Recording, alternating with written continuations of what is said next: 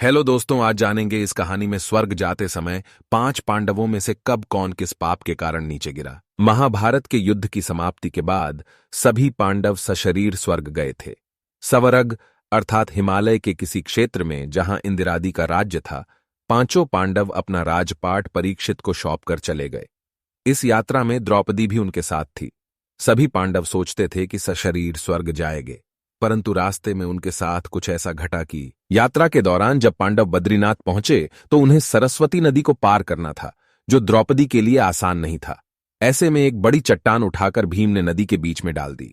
द्रौपदी ने चट्टान पर चलकर सरस्वती नदी को पार किया। कहते हैं कि माणा गांव में सरस्वती नदी के ऊपर यह चट्टान आज भी है, जिसे भीम पुल कहा जाता है।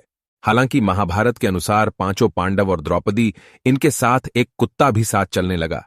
एक जगह द्रौपदी लड़खड़ा कर गिर पड़ी। द्रौपदी को गिरा देखकर भीम ने युधिष्ठिर से पूछा, इसने तो कोई पाप नहीं किया, फिर यह कैसे पड़ी? तब युधिष्ठिर ने कहा, हम 5 में से अर्जुन को यह सबसे अधिक प्रेम करती है, इसलिए इसके साथ ऐसा हुआ। थोड़ी देर बाद सहदेव भी गिर गया। तब भीम ने पूछा, यह क्यों गिर गया? युधिष्ठिर ने कहा, सहदेव अपने से ज्यादा किसी को विद्वान नहीं समझता था, इसी दोष के कारण उसे गिरना पड़ा। कुछ देर बाद नकुल भी गिर गए।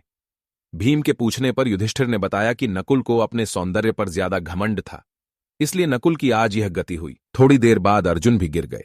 युधिष्ठिर ने भीम से कहा, अर्जुन को अपने पराक्रम पर अभिमान था। अर्जुन ने कहा था कि मैं एक ही दिन में शत्रुओं का नाश कर दूंगा, लेकिन ऐसा नहीं हुआ।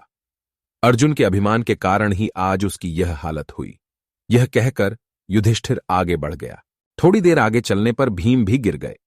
तब भीम ने गिरते वक्त युधिष्ठिर से पूछा, तो युधिष्ठिर ने बताया कि तुम खाते बहुत थे और अपने बल का झूठा प्रदर्शन करते थे, इसलिए आज तुम्हें भूमि पर गिरना पड़ा।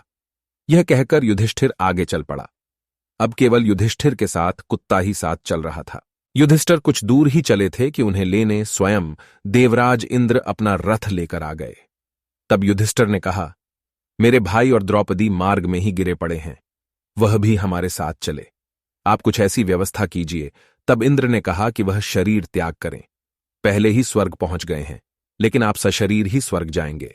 इंद्र की बात सुनकर युधिष्ठिर ने कहा, यह कुत्ता भी मेरे साथ जाएगा, लेकिन ऐसा करने से इंद्र ने मना कर दिया।